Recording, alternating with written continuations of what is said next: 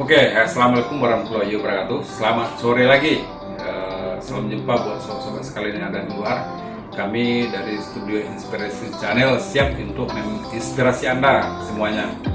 Jadi kebetulan sekarang ini kami akan juga berjumpa dengan Pak Edo nih, masih di sini Pak Edo. Jadi untuk pertama saya ceritakan kepada Anda bahwasanya Pak Edo ini adalah alumni dari Politeknik Negeri Padang. Politeknik Negeri Padang. Jadi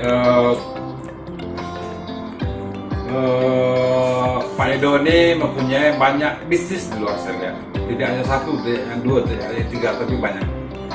Dan dia juga banyak menciptakan peluang kerja yang bisa untuk tempat bekerjanya teman-teman sekalian, baik di jurusan apa saja mereka bisa. Dan mereka juga punya link yang saya lihat di luar cukup banyak. Berarti cukup menguntungkan untuk berbagai pihak yang ada di luar. Jadi seperti yang saya bilang sebelumnya, bahwasanya kita tamat itu tidak hanya untuk mencari kerja, tapi kita tamat itu bagaimana kita berusaha untuk membuka lapangan kerja untuk para teman-teman yang ada jurusan lainnya atau jurusan apa saja. Yang penting kita ada lapangan kerja untuk mereka. Nah kita sekarang Pak Edo mau bertanya juga Pak Edo, kita kupas juga sedikit masalah lapangan kerja ini. Karena juga kalau berbicara dengan masalah pekerja, berarti kita juga membantu pemerintah juga, walaupun tidak banyak sih yang kita kontribusikan, tapi soalnya itu sangat membantu pemerintah juga, Pedro. Yang pertama dulu yang dasar nih, Pedro, saya tanyakan sebagai alumni Politeknik Negeri Padang, apa sih bisnis yang Pedro laksanakan sekarang? Baik, jangan lupa subscribe ya channelnya Studio Inspirasi Channel, jangan lupa di like dan subscribe dan share juga. Ya. Nah, jadi kalau untuk saat ini basic kan dari IT nih Pak, teknologi informasi nggak akan melupakan basic sebenarnya. Saya juga ada perusahaan yang ngurusin jasa konsultasi ya. Pembuatan sistem, kita lebih banyak kebutuhan customer sebenarnya. Kebutuhan customer kenapa di bidang teknologi informasi. Yang kedua, kita juga ada di bidang sektor konstruksi nih Pak. Konstruksi kita ikutin ya kegiatan jasa-jasa konstruksi. Kalau kita lebih fokus sama saluran irigasi dan konstruksi bangunan juga. Dan yang terakhir yaitu kita main di juga Pak, event kita lebih banyak ke custom event sih sebenarnya. Custom event seperti workshop, seminar yang ya tentangnya kalau untuk sekarang ya masih online ya karena masih suasana pandemi. Kalau sebelumnya ya kita adakan offline dulu. Sebelumnya yang sudah kita mulai sejak 2015 yang awal saya ceritain tadi itu perjalanannya 2015 ya, 18, 19 ketika ada pandemi kita gimana nih cara solusinya supaya kita tetap ada event, teman-teman juga dapat pemasukan, kita arahkan ke online sekarang. Jadi ada 3 bagian sektor jasa teknologi informasi, ibaratnya kita lebih banyak ke custom ya, ke custom sistem apa yang dibutuhkan oleh customer kita. Yang kedua jasa konstruksi, yang lebih kita fokus pada konstruksi bangunan dan irigasi apa ya. Yang ketiga kita di sektor event organizer yang lebih banyak juga ke event-event custom sesuai. Kalau IO kan banyak nih, ada wedding, ada event-event konser musik. Kalau kita lebih banyak ke event pendidikan sebenarnya, edukasi masyarakat seperti itu sih. Karena kalau menurut kita edukasi itu sangat penting. Betul. Karena seorang orang wah edukasi apa sih? Tapi kalau kita sendiri sebenarnya memang edukasi itu berbarengan dengan, kalau saya bilang ya bisa dikatakan berbarengan dengan opportunity sebenarnya. Pak Edo nih.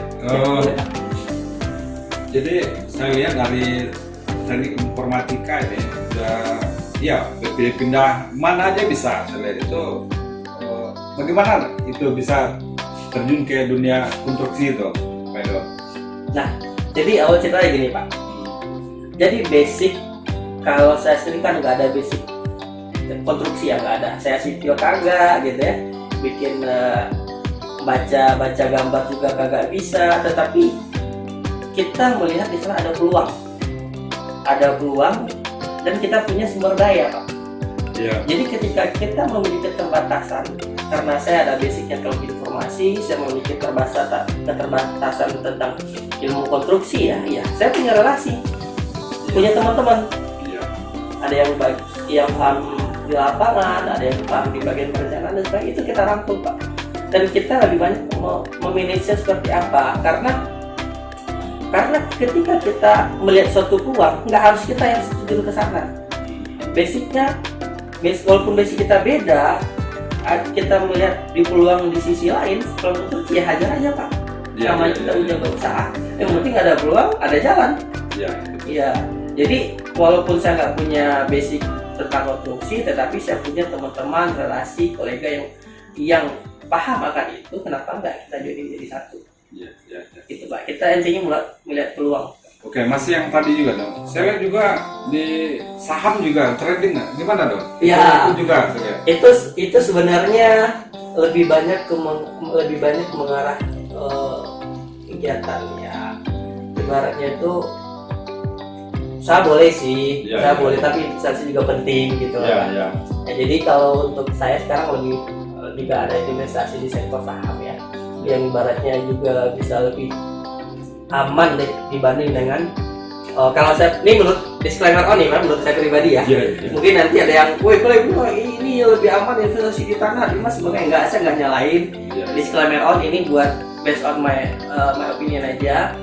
Sekarang juga main di pasar modal, main di saham. Nanti kalau nggak pasar boleh kita belajar bersama nanti buat nambah cuan gitu ya. Nanti beli harga BRI sekian, naik dijual gitu. Yang lagi trading, dan buat investasi pun juga nggak mahal-mahal sekarang sebenarnya. Sangat dengan paket pulsa sebulan aja juga udah bisa dapat investasi gitu. Tergantung mau kita seperti apa. Sekali ngopi bisa beli saham nih, Pak. Kita nongkrong nih, kita nongkrong kedai kopi, Bapak pesan sepesan, ya udah nih, dengan harga kopi udah bisa investasi sebenarnya kalau kita mau. Tapi kan terkadang kita nggak nyadar nih, kalau dengan dana sekian kita bisa investasi. Karena investasi itu penting sih buat saya, Pak. Karena suatu saat kita nggak tahu, in case suatu saat kalau sudah ada ya so far gua bangkrut nih gitu kan, nggak ada lagi penghasilan, mungkin sektor investasi masih ada sebagai dana pelangan sebagainya. Betul. Lagi betul. Kan banyak nih bisnis yang lain yang di luar. Kenapa sih memilih di sektor konstruksi, teknik informatika dan IO itu? Kenapa milih basic ke sana, Pak Do? Silakan dulu. Senengnya di sana gitu, Pak. Senengnya di sana gitu. Ketemu senengnya tuh di sana. Dapat duitnya di sana. Enaknya di sana gitu loh, Pak. Jadi saya mikir, wah, kalau saya jalani bisnis yang nggak bisa saya akomodir, ya saya nggak mau masuk, Pak. So far kalau masih bisa sejauh masih bisa saya pahami dan ada kolega atau sumber daya yang bisa mendukung saya, akan saya ke sana. Sejauh ini yang saya senangi itu sih, Pak, yang tinggi itu aja. Karena sumber daya kita ada dan kemampuan kita ada di sana. Ya buru-buru nanti kita bikin usaha gitu ya, tapi kita nggak paham tentang usahanya apa, ya ujung-ujung jangan untung ya jadi buntung gitu, Pak. Tapi lebih banyak passion sebenarnya, sukanya di mana. Jadi kita juga nggak bisa memaksain, wah orang lagi trending bisnis nih, ikut bisnis, ntar orang-orang ikut kolaps bareng-bareng tuh, Pak. Jadi passion kita di mana. Kalau kita nyamannya kerja di sana, enaknya dapat di sana, ya dijalin aja, Pak. Dan lagian kalau untuk anak-anak muda sih sebenarnya ya jalanin aja dulu sebenarnya. Dan saya juga muda sebenarnya, lagi juga masih dalam proses, dan dalam proses beberapa waktu ini saya udah nyaring nih. Ya pokoknya dulu saya udah ikut ini, ikut itu. Nah makanya dengan kemampuan dan capability saya ya rangkum jadi 3 nih, Pak. Saya kerja satu informasi, konstruksi, dan itu. Nah gitu. Jadi selama perjalanan kita akan nyari nih. Dulu saya pernah ikut bisnis itu juga pernah, invest di sana rugi hilang gitu kan. Ikut bisnis ini ditipu teman udah, sampai sekarang nggak bayar utang ada gitu kan.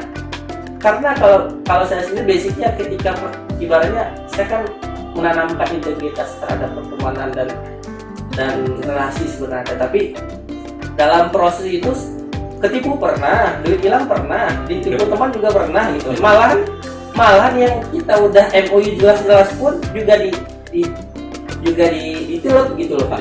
Ya namanya so far saya anggap ya ini nggak apa-apa, cuman ya anggap aja ini sebagai biaya pendidikan berbisnis gitu ya.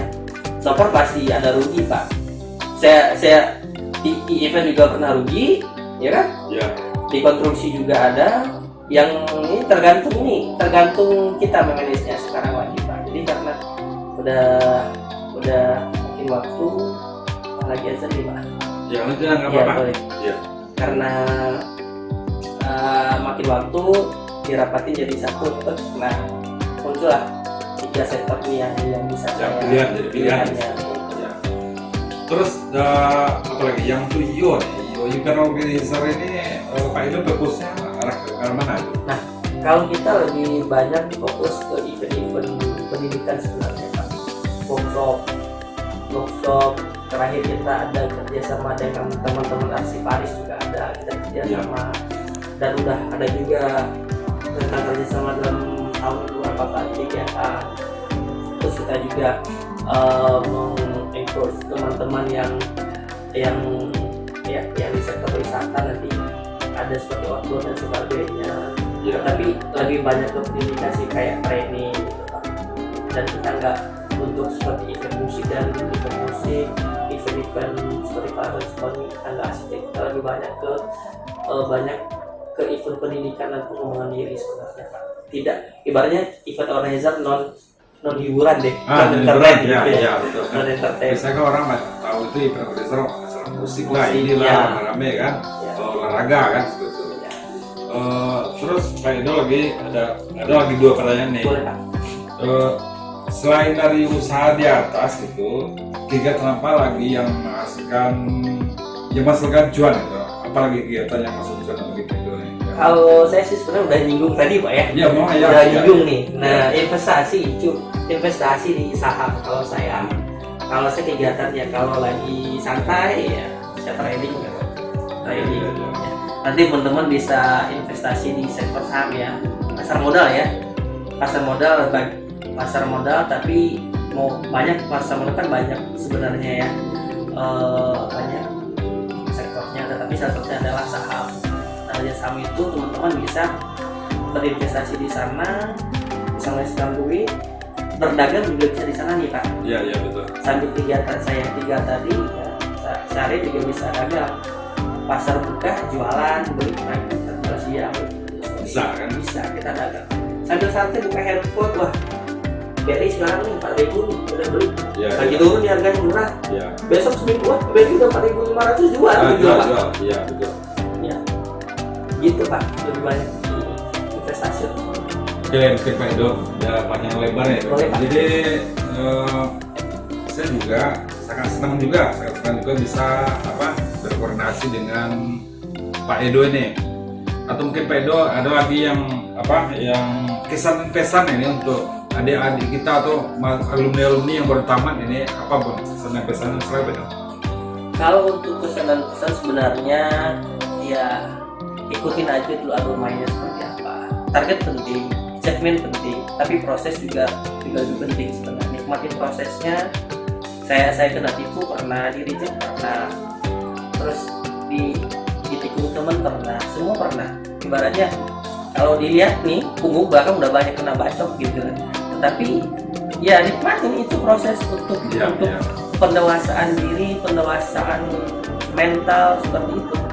Jadi memang harus dilalui, nggak ada orang susah dapat senang, nggak ada. Mungkin kalau dapat warisan gitu ya beda lain ceritanya gitu loh Pak. Jadi tetap ikutin aja kondisi sekarang ya, achievement penting, target penting, tapi proses lebih penting. Aja. Ya. Jadi para pemirsa sekalian, para sobat sekalian yang ada di luar itu, coba kita belajar ya kan apa yang telah dilakukan oleh Pak Edo. Pak Edo ini orangnya pejuang. Tapi bagaimana hasil dari perjuangan tersebut sangat manis, sangat manis. Yang penting itu behavior kita, perilaku kita itu yang harus dibentuk dulu. Jadi kalau saya lihat Pak Edo ini dengan bermacam-macam latihan yang telah pernah dia ikuti untuk bisa seperti saat sekarang ini. Mudah-mudahan ke depan semakin berkembang dan kemana beliau masih muda, masih belum punya keluarga dan masih jika ada yang mengundang di luar silakan saja, apa-apa. Iya begitu. Jadi mungkin Pak Edo, terima kasih Pak Edo. Sama-sama Pak. Iya, selamat sore Pak Edo ya. Selamat sore Pak. Semoga studio Inspirasi Channel makin berkembang, followernya banyak, selalu menginspirasi para pemirsa dan penontonnya. Jangan lupa like, subscribe, and share. Gitu. Betul Pak Edo. Jadi mudah-mudahan Sobat Masking dapat mendukung studio Inspirasi Channel, subscribe ya nggak apa-apa, nggak akan rugi kok. Nah gitu. Jadi oke, pada sore hari ini berakhir sudah kurasi kita dengan Pak Edo dan saya tutup sesi ini dengan membacakan Assalamualaikum warahmatullahi wabarakatuh. Tetap semangat. Ya.